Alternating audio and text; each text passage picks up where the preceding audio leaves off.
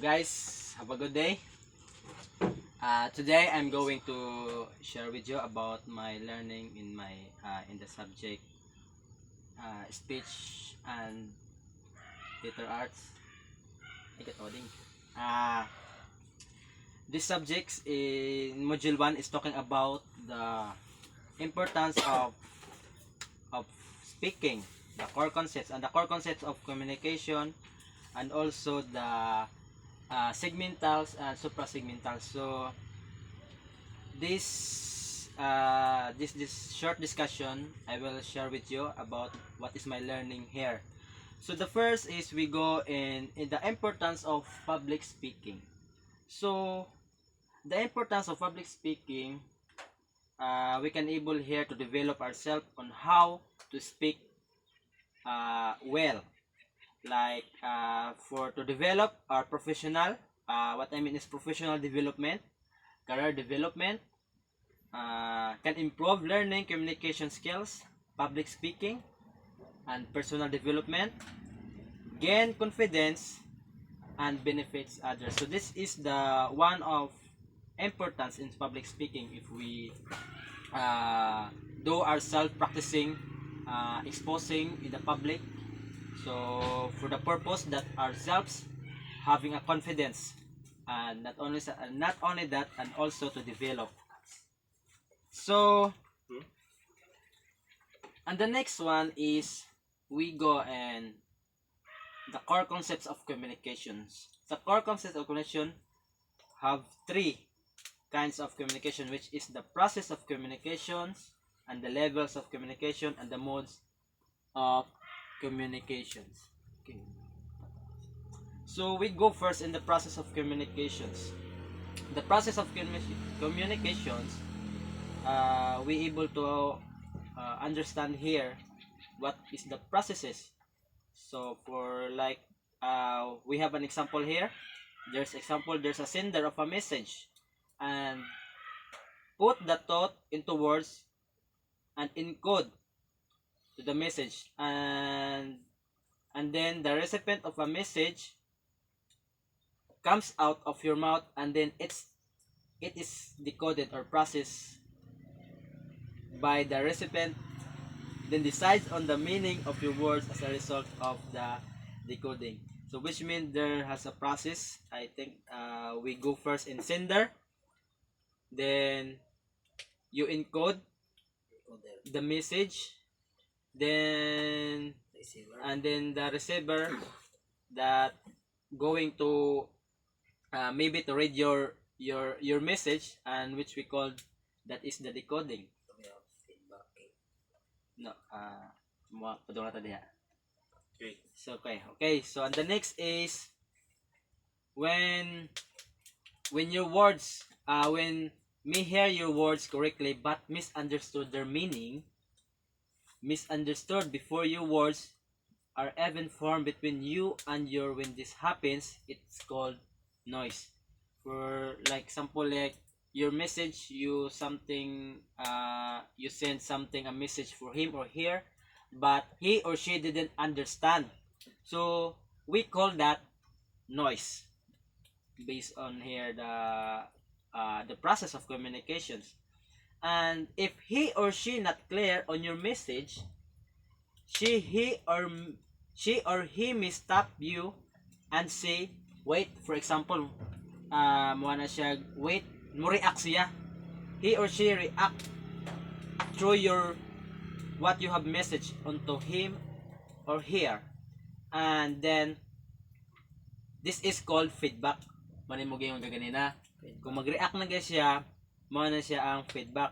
So ang process niya na mao na niya ang sender, tapos i-encode niya ang message, na i-decoding niya anong, as what I said a while ago, decoding is the message come out of your mouth, mo na siya nga pagbasa niya receiver, then if it, yes, he responds or she responds, and which we call that feedback.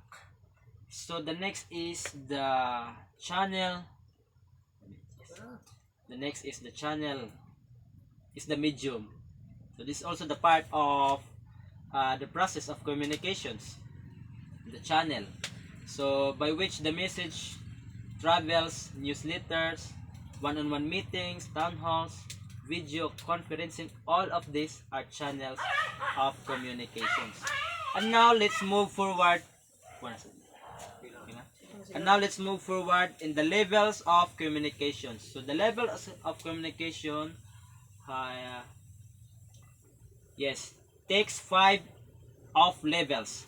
So the first is extrapersonal communication, the second is interpersonal communication, and the third is intrapersonal communication, and the fourth is organizational communication, and the last, which is the 5, is mass communication. So we go in extrapersonal communication.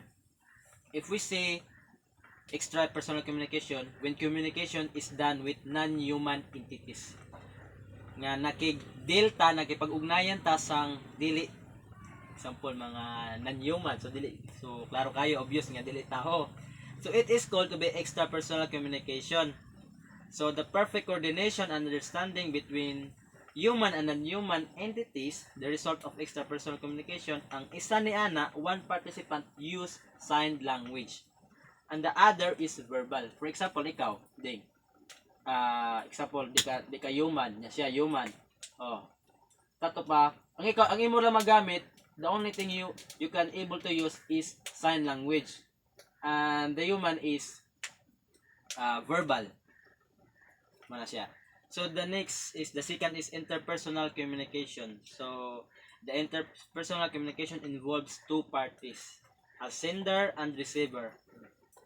We use a common language and transmit message either through oral communication or so next is intrapersonal communication. If we say intrapersonal communication, which means talking about ourselves. So ano siya? So not organizational communication, for example, the business, that is the organizational, basta organizational. And the last is 5, mass communication. Okay, here is example: newspaper, magazines, and periodicals frequently use oral or written besides technologies such as internet. So, and the next is the modes of communications. The mode of communication, aduna diri tulo ka bilog nga naghatag og usay pasabot ang modes of communication. Ang una is interpersonal, the second is interpretive, and the third is presentational. So I think I don't need to discuss the interpersonal because I already discussed this a while ago. So let's go in interpretive. Interpretive, which means the reading or listening, that the ability to understand the target language in both written and spoken form. Expected to understand main ideas and keywords. So interpretive, kabalo ta say to interpret, no? What is the keywords, what is the meaning, and you discuss it based on what you're understanding. And the next is presentational.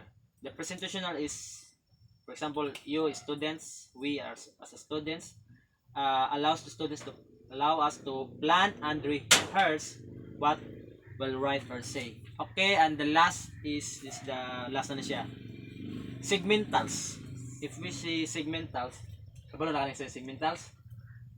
Okay, segmentals mo na siya ang sa pronunciation nato, nag-divide na siya two large categories, which is the segmentals and suprasegmentals. Okay, to make it clear, let's try to find out what is the segmentals. Okay, segmentals is any discrete unit that can be identified either physically or auditory in the stream of speech. So also the segmentals called phonemes. Ang phonemes ding, and Brother Eli, it is the unit of sounds that can be analyzed. So, for example, individual sounds of the consonants and vowels are segmentals. Muna siya, mga segmentals, mga consonant and vowels. So, mga individual. So, it's not a multiple. So, for example, here is the V. Oh, para sana consonant. Example, ang consonant V. The V is a consonant, right? So, sa consonant na siya voice o unvoice. Ang unvoice mo na siya ang no vibration, ang voice mo na siya ang vibrations. Okay, na. Okay na. So, sige, 10 minutes magkutob. I think, sige na, suprasegmentals na tayo. Dito tayo pan. I-definition na lang. So, suprasegmentals, what is suprasegmentals? Suprasegmentals also called prosody features in phonetics. And I think that's all. That's enough. 10 minutes na. That's all. I hope that all of what I have discussed tonight, maybe I think you get some points in my what I have learned. Okay? Thank you. Thank you guys. God bless us all. Kanang ako. Ang